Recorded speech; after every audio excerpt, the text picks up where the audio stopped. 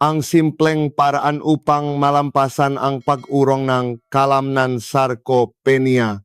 Ang sagot ay matatakpuan sa inyong pang-araw-araw na pagkain. Sa panahon ngayon, maraming nakatatanda ang labis na nagpapahalaga sa kanilang kalusugan, nakahanap ng makapakipakinabang na impormasyon at patuloy na umiinom ng mga bitamina.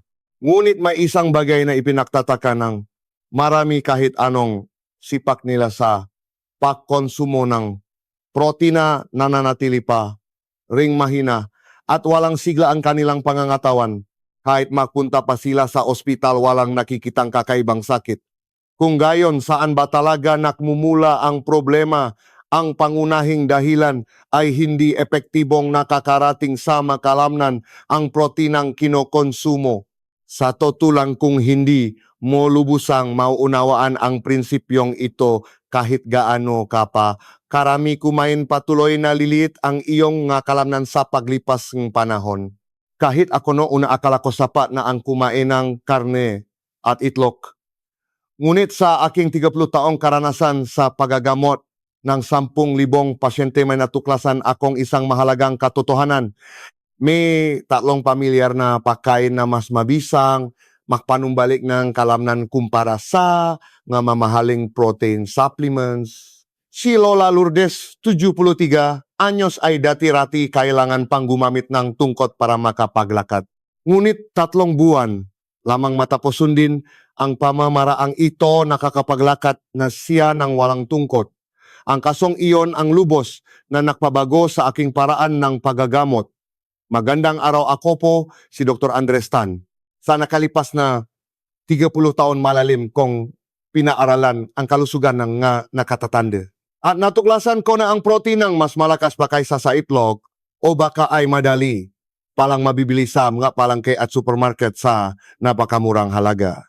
Ang pinaka-pinagsisisihan ko sa buhay ay ang hindi ko ito nalaman ng mas maaga. Ang pagbabago sa mga nakatatandang pasyente na sumubo nito ay talagang kahanga-hanga. Si Teresita, 72 anyos, ay naibalik sa normal ang antas ng protina sa kanyang dugo sa loob lamang ng 2 buwan. Si Roberto, 75 anyos, ay bumilis maglakat ng 40% sa loob ng 3 buwan. At ang mas nakakagulat, ang epektong ito ay hindi lamang sa kalamnan. Sa videong ito, ibabahagi ko ang lahat ng sikreto upang mapanumbalik ang inyong kalamnan. Hindi niyo na kailangang pumunta sa botika. Ituturo ko kung paano niyo may babalik ang lakas niyo 10 taon na ang nakalipas gamit lamang ang mapakain sa inyong hapakainan. Tatalakayin ko rin ang makaraniwang pagkakamaling ginagawa ng marami at ang tamang paraan ng paggamit ng mapakain ito. Bago tayo magsimula, kung hanggang ngayon ay kumakain pa rin kayong itlog at baka para lang magdagdag protina, ibahagi ang inyong karanasan sa comments. At para hindi niyo palampasin ang kapakipakinabang na impormasyong pangkalusugan dito sa Siglang Ginto, huwag kalimutang mag-subscribe. Tara, simulan na natin. Intindihin muna natin ang isang simpleng medical na katotohanan. Bakit tayo humihina habang tayo nakakaedad? Ang kalamnan ay nagsisimulang lumiit ng 1% bawat taon paglipas ng edad na 30. Pagdating ng 60 anyos, humigit kumulang 70% na lamang ng kalamnan nung kabataan ang natitira. Ito ay isang natural na proseso sa evolusyon ng tao sa nakalipas na daang libong taon. At dahil natural na nawala ang kalamnan, napakahalaga ng pagpupuno o recover nito. Akalangang marami sapat na ang regular na ehersisyo. Ngunit hindi sapat ang ehersisyo lamang. Kung walang protina na siyang pangunahing sangkap, hindi mabubuong muli ang kalamnan. Gaano ba kahalaga ang papel ng kalamnan? Sa totoo, hindi ito alam ng marami. Ang kalamnan ay hindi lamang para sa paglalakad o paggalaw. Ito ang imbakan ng kalusugan ng katawan.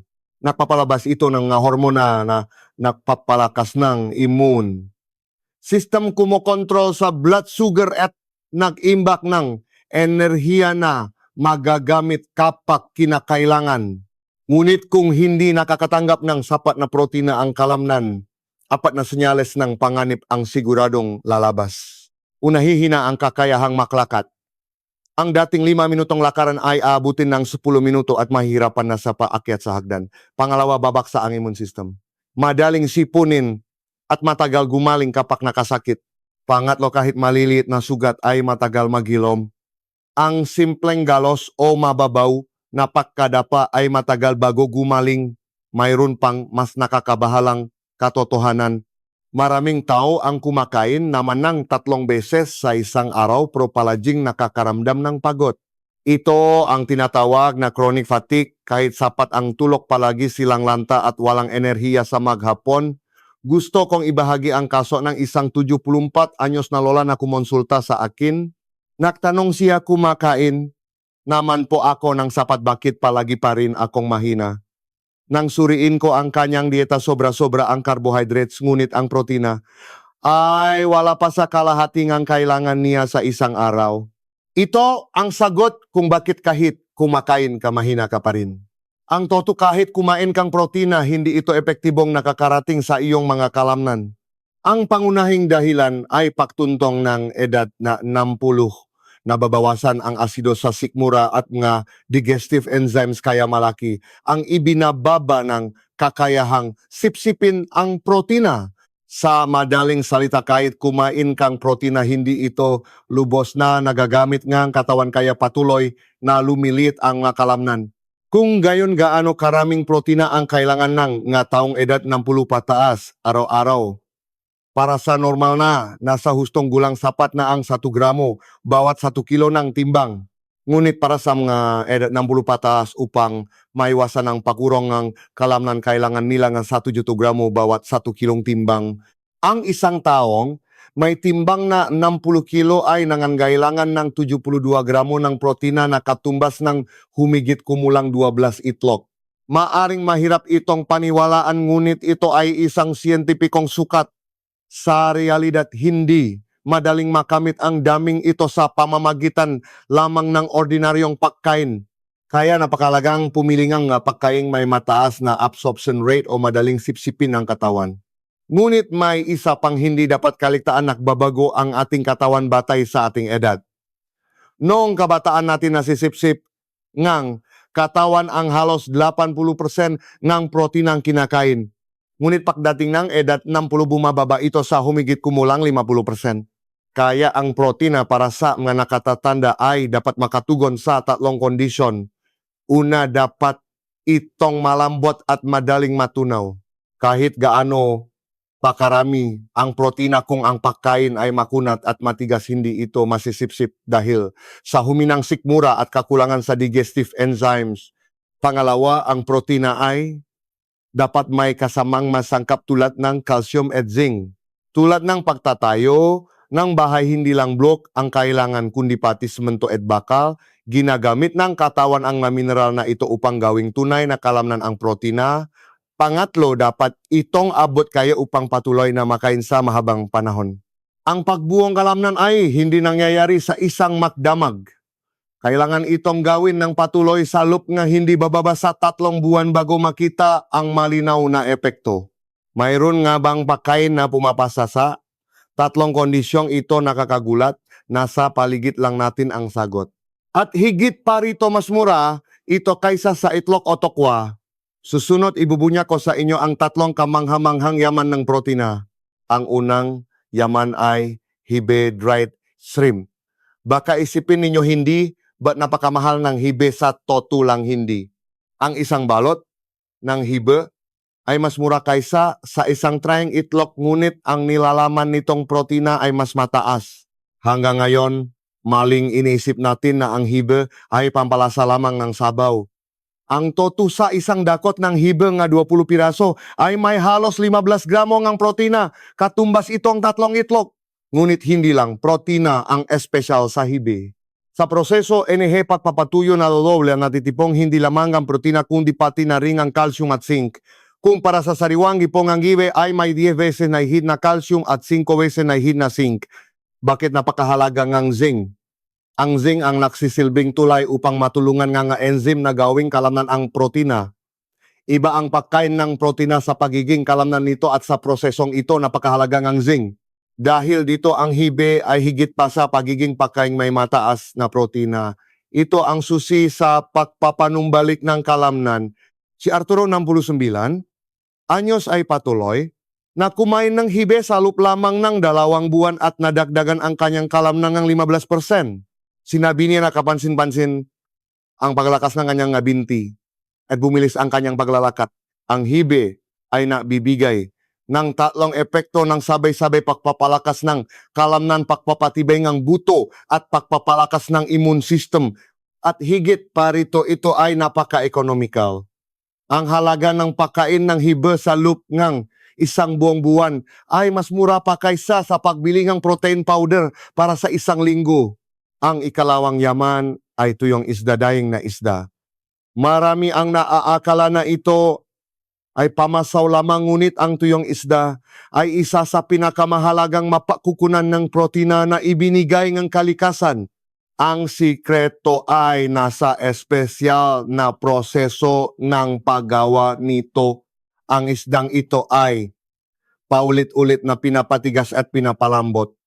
Dahil dito ang estruktura na protina ay lumuluwak at lumalambot, kaya napakadali nitong matunaw.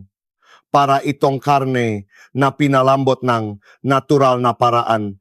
Kung ang ordinaryong isda ay inaabot ng 3 hanggang 4 na oras bago matunaw, ang tuyong isdang ito ay kailangan lang ng 1 hanggang 2 oras. Ito ang pinakamainam na protina para sa mga nakatatandang humina na ang panunaw. Nakakagulat ang katotohanan ito, sa bawat 100 gramo ng tuyong isda mayroon itong humigit kumulang 79 hanggang 80 gramo ang protina. Ito ay halos 4 na beses na mas marami kaysa sa protina sa 100 gramo ng karneng baka at mas mataas pa sa dibdib na manok. Bukod dito, halos walang taba ang tuyong isda, kaya't ang protinang kinokonsumo ay direktang ginagamit sa pagbuo ng kalamnan. Napakataas din ng kalidad ng protina nito! Bukod sa nagbibigay ito nga kinakailangang amino acid para sa pagbuo ng kalamnan, puno rin ito nga nutrisyon na nakpoprotekta sa atay at nakpapabawas ng pagod. Hindi nakataon lamang na paborito itong higupin bilang sabaw na pampatanggal hangover. Bukod pa rito, naglalaman itong saganang vitamin A na higit pa sa inirerekomendang pang-araw-araw na damikaya. Napapanatili nitong malusok ang mga mata, pinipigilan ang pagtanda at pinapataas ang resistensya. Nandiyan din ang iba't ibang vitamina na nakpapalit ng pagkain bilang enerhiya at nakbibigay sigla sa katawan. Naalala ko ang kaso ni Jose, 73 anyos. Naging ugali na niyang humigop ng sabaw ng tuyong isda tuwing umaga. Sa loob lamang ng 3 linggo, mas naging malusog ang pakiramdam niya, naging magaan ang pagbangon sa umaga, naging normal ang presyon ng dugo at kitang-kitang pagbuting kanyang pangkalahatang kalusugan. Bukod sa masustansya, ang tuyong isda ay napakatipid din. Ang isang isda ay maaaring gamiting pampalasa sa sabaw ng 5 beses at pagkatapos ay maaari pang himay-himayin ang laman upang gawing ulam. Ibig sabihin, sapat na ang isang tuyong isda upang ibigay ang protinang kailangan para sa 1 linggo. At higit sa lahat, mayaman ito sa collagen na mas madaling sipsipin ng katawan kaysa sa collagen na nakukuha sa karne, kaya mas nagiging malusog at makinis ang balat. Ang ikatlong yaman ay itim na balatong black beans. Kung iniisip niyo na ang beans ay mapakukunan lamang ng plant-based na protina, minamaliit ninyo ang itim na balatong. Hindi lang ito ordinaryong protina. Maaari itong tawaging smart protein. Ang kakaiba sa itim na balatong ay ang kulay nito. Ang itim na kulay ay mula sa isang malakas na antioxidant na tinatawag na anthocyanin. Ang itim na balatong ay naglalaman ng 4 na beses na mas maraming antioxidant kaysa sa ordinaryong beans. At puno ito ng mahalagang nutrisyon tulad ng vitamin E, carotenoids at saponins na pumipigil sa pagtanda. Bakit napakahalaga ng antosyanin habang tumatanda ang nga ugat ay nakakaroon ng pamamaga at humihina ang sirkulasyon kaya hindi nakakadaloy ng mayos ang dugo. Ibig sabihin kahit gaano pa karaming protina ang kainin, mo mahihirapan itong makarating sa mga kalamnan. Nililinis ngang antosyanin ng itim na balatong ang nga ugat upang mapabilis ang sirkulasyon ng dugo at matulungang makarating ang protina sa mga kalamnan ng mas mahusay. Sa isang tasa ng itim na balatong may humigit kumulang na 15 gramo ngang protina. Ito ay mas mataas kaysa sa ordinaryong baka at katumbas ng 3 beses sa tokwa. Halos 40% ng protina sa itim na balatong ay gawa sa essential amino acids na ginagawa itong halos kumpletong protina at may mataas na kakayahang maging kalamnan sa loob ng katawan. Ibahagi ko ang kaso ng isang 61 anyos na babae pagkatapos niyang kumain ng itim na balatong. Araw sa loob ng isang buwan bumaba ang kanyang blood pressure mula 140 na itinaging 120/80. Gumaan ang kanyang binti at naging mas maliksi kaya nakasali siya sa mas maraming pisikal na aktibidad. Ang itim na balatong ay hindi lamang mabuti sa kalamnan at ugat kundi nagbibigay din ng kamangha-manghang benepisyo sa mga mata. Kapag tumatanda, madalas nating nararanasan na malabo at maliit na ang maletra sa diaryo. Ang pigmento sa itim na balatong ay nagsisilbing tagapagbago sa paningin para kang nagsusuot ng bagong salamin na nagpapalinaw ng iyong mata. Ibig sabihin, inaalagaan ng itim na balatong ang iyong kalamnan, pinoprotektahan ang nga ugat at pinapabata pa ang iyong nga mata. Kaya naman simula pa noong unang panahon, tinawag ng ating nga ninuno ang itim na balatong bilang karne ngang baka mula sa lupa, nakakatawang palayaw pero totu. Kırk yüzden itim na balatong ay protina at mas mataas pa ang nutrisyon nito kumpara sa baka. Bukod ito ang itim na balatong ay naglalaman nega maraming nutrisyon na nakpapababa, nega presyon, nega dugo at nakpapabuti sa panunaw. Kahit na isama mo lang ang itim na balatong sa iyong dieta, isa na itong simple at epektibong paraan para maalagaan ng husto ang iyong katawan. Upang masipsip ng husto ng katawan, ang protina hindi lamang ang daming ang kinakain ang mahalaga kundi kung paano ito ipinapares. Kung tama ang kombinasyon, dodoble ang epektong ngunit. Kung mali kahit gaano karaming protina ang iyong kainin, hindi ito lubos na magagamit ng katawan. Sa pag-asikaso ko sa mga nakatatanda sa loob ng maraming taon, natutunan ko na ang simpleng pagbabago sa paraan ng pagpapares ng mapakain sa hapakainan ay maaring magdulot ng malaking pag-unlad sa kalusugan. Unahin ko ang pamilyar ngunit napaka-epektibong kombinasyon hibe at spinach. Mayaman ang hibe sa protina at calcium ngunit hindi palaging nasisipsip ngang buo ang calcium na ito. Ang sikreto ay nasa saganang vitamin C ngang spinach dahil tinutulungan ngang vitamin C ang pagsipsip ngang calcium. Ang pagkain ito ay hindi lang pampalaki ngang kalamnan kundi pampatibay din ngang buto at kasukasuan. Napaka-simple rin lutuin. Ibigat ang hibe sa maligamgam na tubig sa lukngang 10 minuto para lumambot at mabawasan ang alat. Hugasang mabuti ang spinach at hiwain ng katamtamang laki. Igisa ang sibuyas sa konting mantika, ilagay ang hibe. At igisa ng bahagya pagkatapos ay ilagay ang spinach at mabilisang haluin hanggang maluto. Ang ulam na ito ay masarap at masustansya dahil nagahalo ang natural na tamis ng gulay at ang malalim na lasang hibe. May nakilala akong 72 anyos na lola na palaging sumasakit ang tuhod. Pagkatapos magdagdag ng ginisang hibe at spinach sa kanyang pagkain 2 hanggang 3 beses sa isang linggo, mas gumaan ang kanyang paglalakad, nabawasan ang sakit at mas naging masarap ang kanyang pagkain. Bukod sa ginisa, maari mering-garing sa bafang hibe at spinach. Ilagay ang binabat na hibe para gawing sabaw at ilagay ang spinach sa huli. Ang sabaw ay malinis at presko, hindi mabigat sa tiyan nga mga nakatatanda at bagay din sa magahirap ngumuya o lumunok. Tuwing tag-init o kapag pagod ang katawan, isa itong magaan at masustansyang pagpipilian. Ang ikalawang hindi maiwasang kombinasyon ay tuyong isda at labanos. Ang tuyong isda ay kilala bilang proteinang madaling matunaw ngunit kapag kinain kasama nga labanos mas, lalong tumataas ng ilang. Beses ang absorption rate nito dahil sa natural na digestive enzyme ang labanos. Tinutulungan ng enzyme na ito ang sikmura na tunawin ang protina kaya mas mabilis at lubos na nasisipsip ng nakatatanda ang nutrisyon. Ang pinakatradisyonal at pinakasimpleng luto ay sabaw ng tuyong isda at labanos. Himayin ng pino ang binabat na tuyong isda at hiwayin ng maninipis ang labanos, saka ilagay sa kumukulong tubig. Lagyan ng konting asin, paminta at sibuyas na mura bilang pampalasa.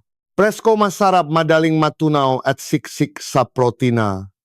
Naalala ko ang isang 73 anyos na lalaking pasyente na laging nagrereklamo na palaging kabak at mabigat ang tiyan pagkatapos kumain.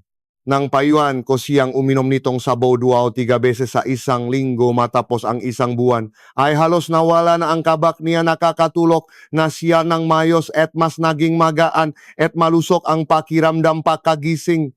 Bukod sa sabaw, magandang gawing ginisang ulam ang tuyong isda at labanos. Himayin ang tuyong isda, igisa ng mabilisan, kasama ng kinayot na labanos at lagyan ng konting sesame oil. Bukod sa perpektong ulam sa kanin matagal, itong hindi nasisira, kaya pwede itong itabi at ulamin sa mga susunod na araw. Magandang paraan ito para sa mga nais magdagdag ng protina araw-araw ngunit walang masyadong oras magluto. Ang susunod na kombinasyon ay itim na balatong at perilla oil langis enge lingga. Ang pares na ito ay nagbibigay enge, espesyal na epektong panlaban sa pamamaga anti-inflammatory. Ang itim na balatong ay mayaman sa anthocyanin na nagsisilbing antioxidant at nagpapaganda ang sirkulasyon ng dugo, habang ang perilla oil ay siksik sa omega, 3 na mabuti sa kalusugan ng puso. Kapag nagsama ang dalawa, ang anthocyanin at omega, 3 ay nagtutulungan para pahabain ang anti-inflammatory effect at palakasin ang kakayahang magdalang protina sa mga kalamnan. Ang isa sa pinakasimpleng luto ay pinakuluang itim na balatong na hinaluan ng perilla oil. Ibigat ang itim na balatong magdamak para tumubo, saka ito pasingawan o pakuluan. Kapag naubos na ang tubig, haluan ng konting perilla oil at ginisang linga na may konting asin. Ang ulam na ito ay malinamnam, madaling kainin, mayaman sa nutrisyon at nakakabuti sa puso at presyon na dugo. Isang 78 anyos na si Ginang Reyes ang nagsabi sa akin na nanlalabo ang mata niya at madalas sumakit ang ulo habang nagbabasa ng diaryo. Ngunit makalipas ang 2 buwan, patuloy na pagkain nito luminaw ang kanyang paningin at nawala ang pananakit ng ulo, hindi na rin napapagod ang kanyang mata kahit magbasa pa siya ng diaryo araw-araw. Kung gusto niyo ng sabaw, subukang magdagda ng 1 kutsarang perilla oil sa lugaw na itim na balatong. Ilagay ito kapag luto na ang lugaw. Ang lugaw na ito ay magaan, magandang pangagahan at nagbibigay ng pinaksamang protina at mabuting taba upang mapadali ang panunaw at mapabilis ang pagsipsip ng sustansya. Bukod sa 3 pangunahing kombinasyong ito, may ilang paraan para pag-ibahin ang inyong dieta. Ang hibe ay maring lutuin ng malutong durugin at ihalo sa ibabaw ng lugaw o malambot na kanin para sa mga nahihirapang ngumuya. Ang tuyong isda naman ay maaring ihawin ng malutong at ihalo sa gulay bilang masarap na pandagdag ng protina. Ang itim na balatong ay hindi lang nilulugaw o kinakain na pwede ring gilingin para maging soya meal at haluan ng konting perilla oil upang lalong mapalakas ang nutrisyon at anti-inflammatory effect nito. Ang mahalaga sa lahat ng lutong ito ay panatilihing simple ang paghahanda, kaunti lang ang mantika at iwasan ang maraming asin at pampalasa. Dahil mahina na ang panunaw at madaling tumaas ang blood pressure ng mga nakatatanda, mas mainam ang pagpapakulo, pagpapasingaw at mabilis ang paggisa. Sa pagkonsumo nito, napakahalagang ngumuya ng mabuti upang maayos na matunaw at masipsip ng katawan ang protina. Kung itatama mo ang pamamahala ng iyong lutuin, hindi ka masasawa kahit araw-araw mong isama sa iyong dieta ang mga kombinasyong ito. Sa umaga, maari mong umpisahan ng magaan gamit ang lugaw na itim na balatong na may pata ng prila oil. Sa tanghalian, mainam ang presko at madaling matunaw na sabaw ng tuyong isda at labanos. Sa gabi, magdagdag ng ginisang hibe at spinach na siksik sa calcium at protina. Minsan maari mong ibahin. Magisa ng hibe, gumawa ng soya milk na itim na balatong o himayin ang tuyong isda bilang ulam upang gawing masigla at sari-sari ang dieta na pinapanatili pa rin ang halagang nutrisyonal nito. Kapag palagi mong ginagawa ang kombinasyong ito, makatanggap ang iyong katawan ng mataas na kalidad ng protina at mga pandagda na sustansya, kaya mas titibay ang kalamnan. Lalakas ang buto, gaganda ang sirkulasyon ng dugo at iliwanag ang mga mata. Ang pinakamahalaga sa lahat, ang mga pagkain ito ay hindi nakakapanibago o mahirap hanapin. Nasa kusina niyo na ito, madaling bilhin, simpleng lutuin at abot kaya ng lahat. Habang may makombinasyon na nagpapataas ng pagsipsip ng protina, mayroon ding masamang kombinasyon na kapag madalas na kinakain ay nakakasama sa kalusugan. Ito ay isang bagay na madalas na hindi napapansin ng maraming nakatatanda dahil akala nila ay masustansya. Ito ngunit sa katunayan ay hindi. Ito nasisipsip o nagpapahirap pa sa katawan. Nice kung ipaliwanag ito ng detalyado upang maiwasan ninyo ang pagkakamaling ito. Una, tatalakayin ko ang kombinasyon neka, tokwa at spinach. Sa maraming pamilya, nagluluto silang sabawng tokwa at spinach sa pag-aakalang masarap at masustansya ito, ngunit hindi iyon totoo. Ang spinach ay may mataas na nilalaman ng oxalic acid. Ang asidong ito ay humahalo sa calcium upang bumuo ang insoluble salts, hindi natutunaw na asin na nakpapahirap sa katawan na sipsipin ito. Bagamat mayaman ang tokwa sa calcium, kapag niluto ito kasama ng spinach, ang mahalagang calcium na iyon ay naisasara at hindi na napupunta sa dugo at buto. Sa madaling salita, kumain ka ng calcium pero walang nakuha ang katawan mo. Naalala ko ang kaso ng 70 anyos na si Ginang Cruz. Naniwala siya na ang sabaw ng tokwa at spinach ay mabuti para sa buto, kaya palagi niya itong kinakain. Subalit na natiling mababa ang bone density sa kanyang medical checkup at may nakita pang mga senyales ng osteoporosis. Pagkatapos ko itong ipaliwanag sa kanya, pinabago ko ang kanyang nakagawian sabaw ng tokwa sa umaga at ginisang spinach at bawang sa gabi. Matapos ang ilang buwan, umayos ang sukat ng bone density niya. Pinapatunayan nito na kahit maliit na pagbabago sa gawi sa pagkain ay maaring magdulot ng malaking epekto. Isa pang pagkakamali ng marami ay ang sobrang alat na pagluto ng beans. Ang itim na balatong toyo beans at iba pang klase ng beans ay mayaman lahat sa protina at sustansya, ngunit kapag hinaluan mo ng sobrang asin o toyo, malaki ang nababawas sa bisa nito. Ang sobrang sodium ay hindi lamang pabigat sa bato kidney, kundi nakpapabilis din sa pagkawala ng calcium, kaya masama ito para sa mabuto. Ibig sabihin, hindi mo na nga nakukuha ng buo ang sustansya, nawawalan ka pa ng mahalagang calcium. Maraming ginagawang ulam sa Pilipinas ang maalat na lutuin tulad ng adobong balatong bilang ulam, ngunit para sa mga nakatatanda ang sobrang sodium ay nauwi hindi lamang sa issue sa bato kundi pati sa high blood pressure at osteoporosis. Kapag kumakain ng mga produktong gawa sa beans, bawasan ang asin at sa halip ay gumamit ng bawang sibuyas at ginisang linga para maging malasa. Palagi kong binibigyang diin sa mga pasyente na ang malusok na pagkain ay nakadepende hindi lamang sa sangkap kundi pati na rin sa paraan ng pagpapalasa. Isa pang hindi gaanong alam na katotohanan ay hindi dapat ipagsabay ang protina at caffeine. Maraming tao ang may nakasanayang kumain ng itlog, isda o tokwa sa almusal at sabay inom ng kape. Ngunit hinahadlangan ng caffeine sa kape ang pagsipsip ng protina. Ibig sabihin nito ang protinang kakainin mo lang ay hindi magiging kalamnan kaya bumababa ang epekto ng pagbawi ng lakas. Upang maiwasan ito, pinakamainam na maglagay ng agwat na kahit 30 minuto hanggang 1 oras sa pagitan ng pagkaing may protina at ng pag-inom ng kape. Halimbawa, kumain kang lugaw na itim na balatong o nilagang itlog sa umaga, maglakat-lakat muna ng kaunti bago uminom ng kape. Sa kanitong para masisip-sip ng mabuti ang protina at mapapanatili mo para ng ayong hilak sa kape. Marami sa aking mga pasyente ang nakaramdam ng higit na kalusugan matapos gawin ito at guminhawa rin ang kalidad ng kanilang pagtulo sa gabi. Hindi lamang kape kundi pati na rin ang matatapang na sa soft drinks at anumang inuming may caffeine. Pareho ang nagiging problema kung inumin agad pagkatapos kumain ng protina.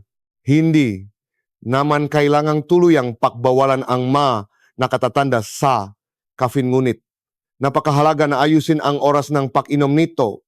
Kung titingnang mabuti ang masasamang kombinasyong ito ay hindi dahil sa mismong pagkain ang may masama kundi nakadepende kung paano natin ito pinagsasabay. Ang tokwa ay masustansya pa rin. Ang spinach ay mayaman pa rin sa nutrisyon at ang kape ay nakakabuti rin para sa isipan kung tama ang inom. Ngunit kung maling kombinasyon na babawasan ang benepisyo nito at maaaring maging nakakasama pa. Kaya ang mahalaga ay lubos na maunawaan ang proseso ng bawat pagkain at kumain ng may katalinuhan. Kapag kumukonsulta ang mga pasyente, palagi kong ipinapaalala ang masustansyang pagkain ay wala sa mamahaling sangkap kundi nasa kung paano ito ipinapares. Lalo na sa edad 50 pataas, hindi na kayang tunawin na sipsipin na ating katawan ang pagkain tulad ng dati. Dahil dito ang masimpleng desisyon tulad ng hindi pagsabay pagluto ng tokwa at spinach o ang paghihintay ng 30 minuto pagkatapos kumain bago uminom ng kape ay malaki ang magagawa sa ating kalusugan. Kung iayos ang paraan ng kombinasyon ng pagkain buong masisipsip ang protina, totoong mapapatibay ng kalsyum ang buto, hindi mahirapan ang bato at higit nalalakas ang makalamnan. Ito ang mahalagang pundasyon upang mapanatili ang kalusugan, magkaroon ng matibay na mga binti, malinaw na mata at masiglang pamumuhay. Bibigyan ko kayo ng isang halimbawang madaling tandaan. Ang protina ay hindi parang runner na tumatakbong mag-isa. Ito ay parang isang relay team. Upang makarating sa layuning maging malusok na kalamnan, nangangailangan ang protina ng kasamang bitamina, mineral at enzymes. Kung wala ang mga katuwang na elementong ito, kahit gano'ng karaming protina ang iyong kainin, mababa ang magiging epekto. Ito ang dahilan kung bakit ang hibetuyong isda at itim na balatong ay mga espesyal na pagkain. Ang kalakasan ng tatlong pagkain ito ay hindi lang dahil mayaman sila sa protina, kundi dala rin nila ang mga kailangang pandagdag na sustansya, kaya may tuturing itong isang kumpletong nutrition package. Kung sasamahin ang tatlo, tataas ang epekto sa paglagoeng kalamnan ng 30% kumpara sa iisang sangkap lang na kinain. Ito ay isang napatunayan ng katotohanan. Maraming tao ang nagsasabi sa akin masyadong matagal ang 30 araw. Gusto kong makakita ng mabilisang resulta. Kaya naman gumawa akong plano sa dieta na makapagpapanumbalik ng kalamnan at mararamdaman niyo ang malinaw na pagbabago sa loop lamang ng 2 linggo. Ang layunin ng unang linggo ay may balik ang pisikal na lakas at mayangkop ang katawan sa bagong paraan ng panunaw. Simulan ang umaga gamit ang isang mangkok ng sabaw ng tuyong isda. Napakadali nitong lutuin. Gumamit ng isang tuyong isda at gawin itong sabaw tapos lagyan ng labanos at sibuyas na mura. Ang ulam na ito ay madaling matunaw, mahusay sa pagsipsip ng protina at hindi pabigat sa tiyan. Sa tanghalian, mainam ang kumain ng kanin na may itim na balatong. Maghalo ng puting bigas at itim na balatong sa ratio na 7-3 saka ito isaing. Ang kombinasyong ito ay mabuti para sa kalamnan at gayon din sa mga ugat na lalong kinakailangan ng mga nakatatanda. Sa hapunan magdagdag ng lutong hibe. Sa unang araw pwede itong ihalo. Bilang ulam sa susunod ay ginisang hibe o ibahin ang paraan upang hindi kayo magsawang kainin ito. Pagpasok ng ikalawang linggo, mas itataas pa natin ang layunin upang pabilisin ang prosesong pakbuwang ng kalamnan. Sa almusal, imbes na sabawng tuyong isda lang pwede niyo itong gawing lugaw. Na tuyong isda o ihalo sa seawits bilang sabaw. Ang maga, ito ay madaling matunaw at mas matas ang konsentrasyon ng protina na nababagay sa pagpapabilis na yugto. Sa tanghalian, bukod sa kanin na may itim na balatong, magdagdag ng isang basong soya milk mula sa itim na balatong. Sa paksaing kanin pwede niyo nang taasan pa ang damingang itim na balatong upang mas dumami pa ang makuha ninyong protina at antosyanin. Sa hapunan, subukan ang tortang hibe o ginisang hibe. Patakan itong konting prila oil upang matulungan ng omega. 3 ang anti-inflammatory effect nito at metabolismo ng protina, dodoble ang pagsipsip nito ng nutrisyon. Pagkatapos ng 2 linggo, makakaramdam ang inyong katawan ng matiyak na pababago. Sa ikalimang araw, gagaan ang inyong panunaw. Marami sa inyo ang hindi na makakaranas ng kabang magiging mas maginawa pagkatapos kumain at pagbuti ng kabuwang pakiramdam. Sa ika-10 araw, bibilis na ang iyong paglakad, magiging mas masigla ang mahakbang at magiging mas madali ang pag-akyat sa hagdan.